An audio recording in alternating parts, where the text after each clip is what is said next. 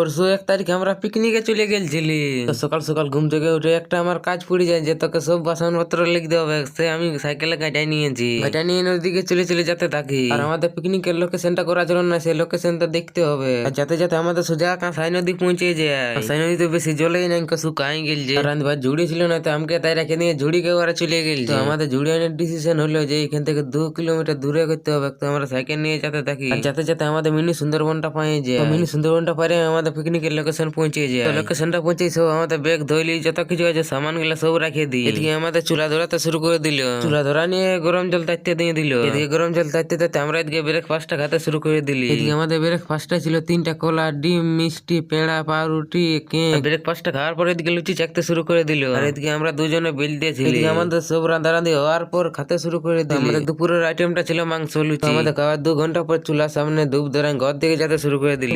Subscribe করে দিবে।